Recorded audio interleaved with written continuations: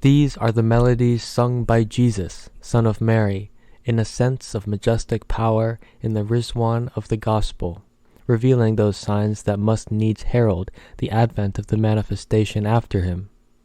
In the first Gospel, according to Matthew, it is recorded, "And when they asked Jesus concerning the signs of his coming, he said unto them, Immediately after the oppression of those days shall the sun be darkened, and the moon shall not give her light, and the stars shall fall from heaven, and the powers of the earth shall be shaken.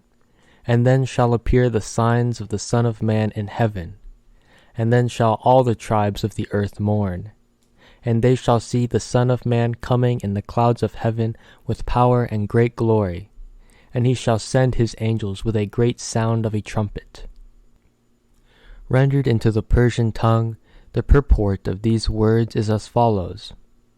When the oppression and afflictions that are to befall mankind will have come to pass, then shall the sun be withheld from shining, the moon from giving light, the stars of heaven shall fall upon the earth, and the pillars of the earth shall quake. At that time the signs of the Son of Man shall appear in heaven, that is, the promised beauty and substance of life shall, when these signs have appeared, step forth out of the realm of the invisible into the visible world.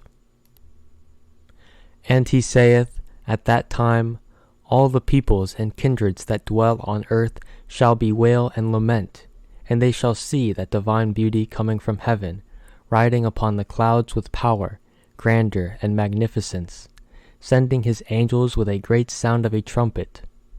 Similarly, in the three other Gospels, according to Luke, Mark, and John, the same statements are recorded.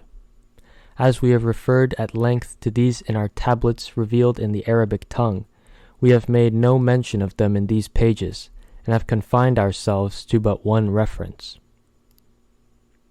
Inasmuch as the Christian divines have failed to apprehend the meaning of these words, and did not recognize their object and purpose, and have clung to the literal interpretation of these words of Jesus, they therefore have become deprived of the streaming grace of the Mohammedan revelation and its showering bounties.